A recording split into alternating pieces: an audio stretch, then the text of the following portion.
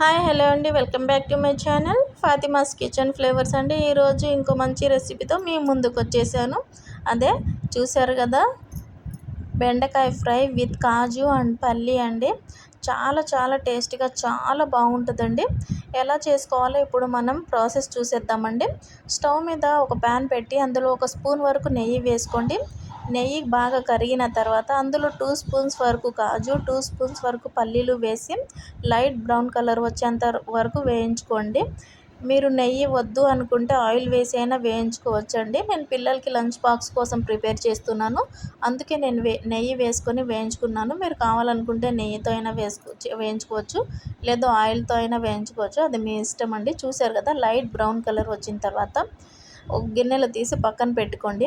నెయ్యిలో వేయించి ఒకసారి చేసి చూడండి, చాలా టేస్టీగా ఉంటుందండి. ఇప్పుడు అదే ప్యాన్లో ఒక స్పూన్ ఆయిల్ వేసుకోండి. తాలింపు కోసం కొద్దిగా ఉల్లిపాయ అనేది పొడవుగా కట్ చేసుకొని వేసుకున్నాను. ఉల్లిపాయ కొంచెం వేగిన తర్వాత అందులోనే ఒక హాఫ్ స్పూన్ వరకు తాలింపు గింజలు, ఒక పావు స్పూన్ జీలకర్ర వేసుకున్నాను. అవి కూడా వేగిన తర్వాత కొద్దిగా కరివేపాకు యాడ్ చేసుకున్నానండి. నేను కరివేపాకు యాడ్ చేసుకొని మొత్తం ఒకసారి బాగా కలపండి. కలిపి మనం బెండకాయ ముక్కలు అనేది యాడ్ చేసుకోవాలండి. నేను ఇక్కడ బెండకాయ అనేది నైటే కట్ చేసి పెట్టుకున్నాను, ఎందుకంటే పిల్లలకి లంచ్కి కాబట్టి టెన్షన్ లేకుండా ప్రశాంతంగా చేసుకోవచ్చు. ఇంకో విషయం ఏంటంటే, జిగురు అస్సలు ఉండదండి. బెండకాయ నైట్ కట్ చేసి పెట్టుకోవడం వల్ల ఒకటికి ఒకటి స్టిక్ అవ్వడం, ఒకదానికొకటి లేదు విరిగిపోవడం, జిగురు అస్సలు ఉండదండి. నైట్ కట్ చేసుకొని ప్లేట్లో వేసుకొని దాని మీద క్లాత్ వేసి పెట్టుకోండి. లేదంటే కట్ చేసి 1 గంట పెట్టిన తర్వాత చేసుకున్న జిగురు అనేది అస్సలు ఉండదు. ఒకదానికి ఒకటి అస్సలు స్టిక్ అవ్వండి. చూసారు కదా, అస్సలు స్టిక్ అవ్వవు. అందుకే నేను ఎప్పుడు బెండకాయ ఫ్రై చేసినా నైటే కట్ చేసి పెట్టుకుంటానండి.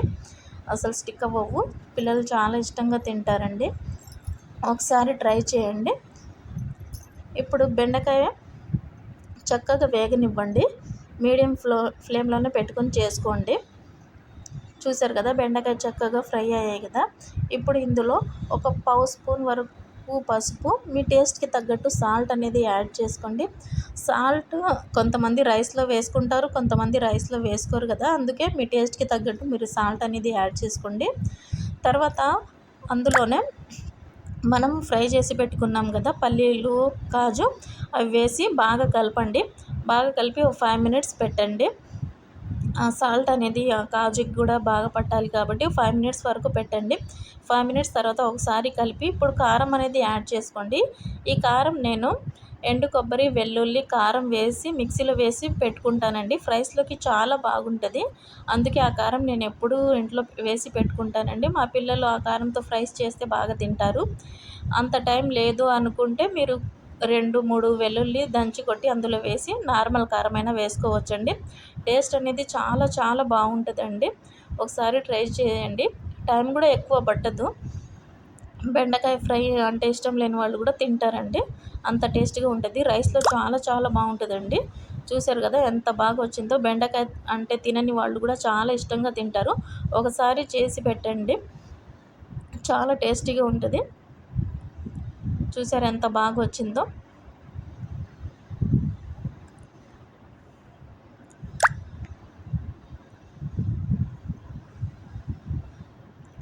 Thanks for watching my video అండి. Bye bye.